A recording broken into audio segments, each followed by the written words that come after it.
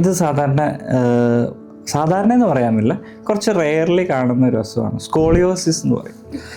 കാരണം നട്ടെല്ലുകൾക്കൊരു വളവ് സംഭവിക്കുന്നു. ചിലർക്ക് അത് ജന്മന ഉണ്ടാവും, ചിലർക്കൊരു 10-12 വയസ്സ് ടീനേജ് കാലഘട്ടത്തിലായിരിക്കും ചിലപ്പോൾ കൂടുതൽ കാണുന്നത്. ഇത് ചിലർക്ക് പാരമ്പര്യമായിട്ടും ഉണ്ടാകാം, പാരമ്പര്യമല്ലാതെയും ഇങ്ങനെ വരാം. തികച്ചും കോസ്മെറ്റിക് ആയുള്ളൊരു പ്രോബ്ലമാണ്. അതായത് നട്ടെല്ലിങ്ങനെ വളവ് വരുമ്പോൾ ആളുടെ തോളല് കുറച്ച് ചെരിഞ്ഞിരിക്കുകയും ആളുടെ ഷേപ്പിൽ പുറകെ നിന്ന് നോക്കുമ്പോൾ തീരെ മെലിഞ്ഞിരിക്കുന്ന ആളുകളാണെങ്കിൽ ഒരു ഷേപ്പിലൊരു പ്രോബ്ലം വരികയും ചെയ്യും. ഇത് കുട്ടികളെ നേരത്തെ തന്നെ നമ്മൾ കണ്ടെത്തി അതിൻ്റെ എക്സ്റേ എടുത്ത് നോക്കി ഏത് ലെവൽ ഓഫ് ആംഗിളാണ്, ഏത് ലെവൽ ഓഫ് സ്കോളിയോസിസ് ആണ്, അതിൻ്റെ മൈൽഡ്, മോഡറേറ്റ്, സിവിയർ ഡിഗ്രി എന്നുള്ള സ്കോളിയോസിസ്. ഇതനുസരിച്ച് അതിൻ്റെ ബ്രേസ് ആയിരിക്കും ചിലപ്പോൾ ഫസ്റ്റ് ലൈൻ ഓഫ് ട്രീറ്റ്മെൻറ്റ്.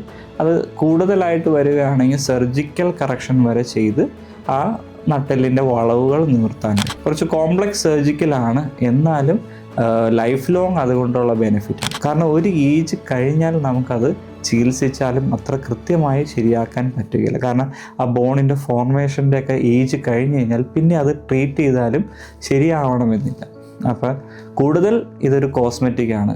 കുട്ടികളിൽ ആത്മവിശ്വാസവും ഉണർവും ഉണ്ടാക്കാൻ ഇത് സാഹചര്യമാക്കും.